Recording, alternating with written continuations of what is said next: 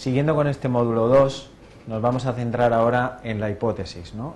Acabamos de ver el mapa conceptual o el modelo, una vez o fruto de la delimitación del tema de investigación. Esto nos lleva directamente hacia la formulación de proposiciones de investigación o hipótesis. ¿Qué entendemos por hipótesis? Aunque ya comentamos brevemente o nos referimos a ellas cuando hablamos en el módulo 1 sobre los elementos del método científico, por hipótesis entendemos como una suposición teórica que no ha sido contrastada empíricamente hasta ahora. Es una sospecha de relación y evidentemente es una sospecha de relación que el científico, el investigador, piensa que va a ser verdadera, aunque luego la contrastación nos puede dar otro tipo de resultados. En definitiva, a través de la hipótesis tratamos de ofrecer una explicación probable, pero no comprobada, del fenómeno o de las relaciones de los fenómenos que tratamos de estudiar y que hemos puesto de relevancia en el modelo. Bien, es importante o fundamental cómo formulamos la hipótesis. Como engranaje básico de todo el proceso de investigación, la hipótesis, digamos que es el resultado de todo nuestro proceso de estudio del marco teórico, del modelo conceptual y de las relaciones entre fenómenos. Por lo tanto, la hipótesis es muy importante que sea formulada de manera correcta. ¿Cuáles son los requisitos básicos que debemos tener en cuenta? Pues en primer lugar, la hipótesis debe estar bien formulada semánticamente y ser conceptualmente clara. Es decir, desde un punto de vista gramatical, la hipótesis debe estar bien construida. Asimismo, desde un punto de vista lógico, la hipótesis debe tener cierta consistencia, es decir, debe responder en cierta medida al sentido común y tener consistencia lógica cuando planteamos las relaciones entre fenómenos.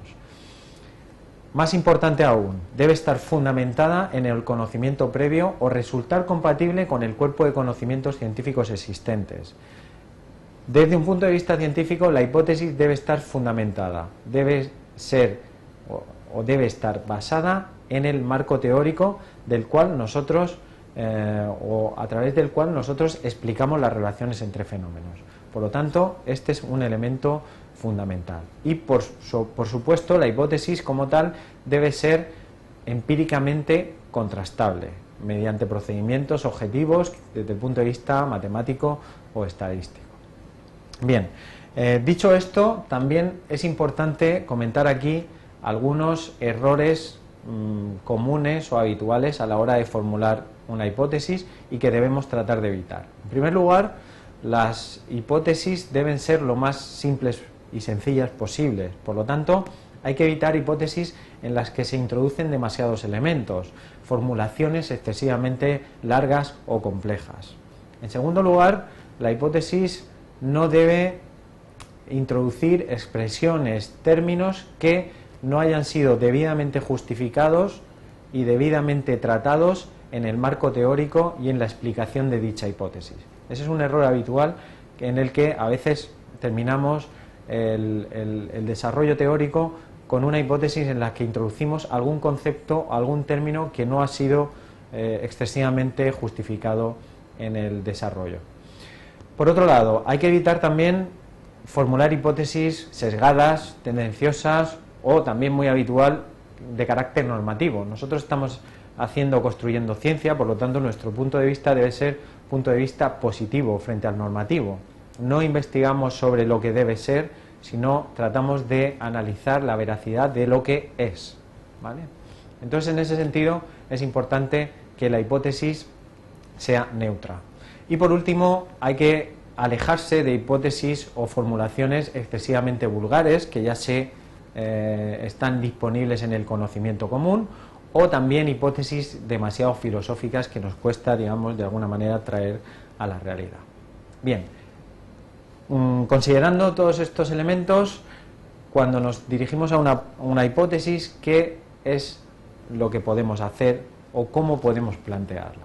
Bien, según el tipo de investigación en el cual comentamos en el módulo 1, podemos formular fundamentalmente dos tipos de hipótesis: las hipótesis de carácter descriptivo, que tienen por objeto avanzar en una representación, particularidad o atributo de un determinado fenómeno o concepto, o bien hipótesis de carácter explicativo. Dentro de las hipótesis pertenecientes a la metodología más cuantitativa de carácter explicativo, podemos diferenciar a su vez dos tipos. Una hipótesis de carácter relacional, en la que nosotros lo que enunciamos es una posible relación entre dos o más fenómenos y su intensidad, pero no especificamos el orden de esa relación ni la causalidad.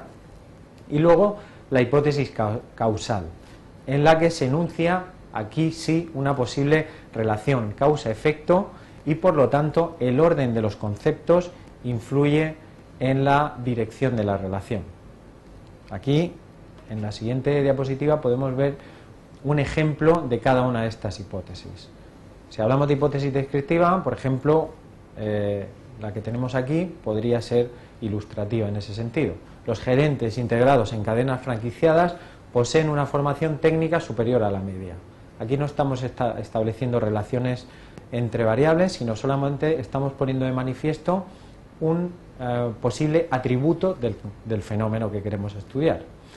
Las hipótesis explicativas, como se va a ver, son en cierta medida diferentes y desde luego mucho más interesantes desde el punto de vista de la investigación. Una relacional podría ser: a mayor gasto en formación técnica a nivel directivo, menor tasa de abandono del personal formado.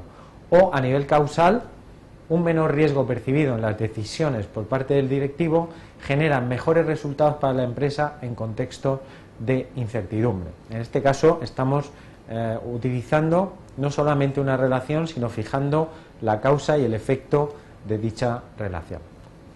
Bien, es importante en este sentido señalar que desde el punto de vista de la investigación en dirección de empresas no cabe duda que las hipótesis explicativas, bien sean relacionales, pero sobre todo causales, son las que más importancia tienen y las que más generan conocimiento en esta disciplina. En este sentido, y para llegar a ser operativos, las hipótesis, como hemos visto, generan relaciones entre diversos conceptos, pero los conceptos muchas veces son demasiado abstractos. Por eso, para conseguir que la hipótesis pueda ser contrastable desde el punto de vista estadístico, para hacer una hipótesis mucho más operativa, esos conceptos se tienen que trasladar o se tienen que concretar en variables. Cuando hablamos de variables, nos referimos, de forma muy general, a cualquier magnitud que varía, o dicho de otro modo, cualquier característica o propiedad de un concepto que pueda ocupar diferentes lugares en un sistema clasificador o en un sistema numérico. En ese sentido, como hemos comentado anteriormente, las hipótesis causales, cuando las trasladamos a variables, lo fundamental aquí es diferenciar la variable dependiente de la variable independiente.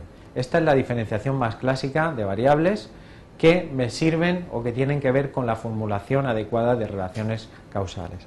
En este sentido, cuando hablamos de variables dependientes e independientes, en términos o en el contexto de la hipótesis, hablamos de variable dependiente como aquella cuyo valor queremos explicar mediante el conocimiento que se tiene de los valores de otras variables. Esas otras variables son las variables independientes, que son variables que influyen o condicionan a las variables dependientes. Tal como vemos en la diapositiva, la variable independiente estaría asociada a la causa, al determinante, mientras que la variable dependiente es aquella que yo pretendo explicar, la variable efecto. Asimismo, dentro de las hipótesis causales también es importante reseñar las hipótesis o las variables que conocemos como moderadoras. Es muy habitual en la definición de hipótesis causales que se utilice también el concepto de moderación a través de variables moderadoras. Las variables moderadoras serían aquellas variables que intermedian, que mediatizan o que influyen en la relación entre variable causa y variable efecto. Así, por ejemplo, si retomamos el ejemplo del modelo de la retribución del directivo y los resultados de la empresa, un ejemplo de hipótesis causal podría ser, cogiendo una parte de ese modelo, la que tiene que ver con la retribución, mecanismos internos de supervisión y resultados de la empresa, podría ser la que tenemos en pantalla. Así, yo puedo formular la siguiente hipótesis: una mayor proporción de retribución variable para el directivo contribuye más positivamente a los resultados de la empresa cuando los mecanismos internos de supervisión son más eficientes. En este caso tendríamos la variable retribución de directivo o el concepto retribución de directivo, que haría las veces de variable independiente, la variable resultados de la empresa o el concepto resultados de la empresa, que sería un concepto o una variable en este caso dependiente, es decir, yo quiero explicar el efecto en los resultados de la empresa de mi variable independiente, que sería la retribución del directivo, y los mecanismos internos de supervisión sería una variable moderadora. En este caso estoy diciendo que si los mecanismos internos de supervisión se modifican, se modifica la relación causa-efecto entre retribución del directivo y resultados de la empresa. Este es el ejemplo más típico y más quizá útil para avanzar en el conocimiento de formulación de hipótesis causales con el papel que desempeña también esas variables o son conceptos moderadores. Bien, una vez que he llegado a este punto se me plantea otro problema, otra cuestión muy importante en la metodología de investigación, y es cómo pasar o cómo medir esas variables, ¿no? Es un problema de medición. Yo puedo, siguiendo con este ejemplo, operacionalizar esos conceptos en variables de manera diferente.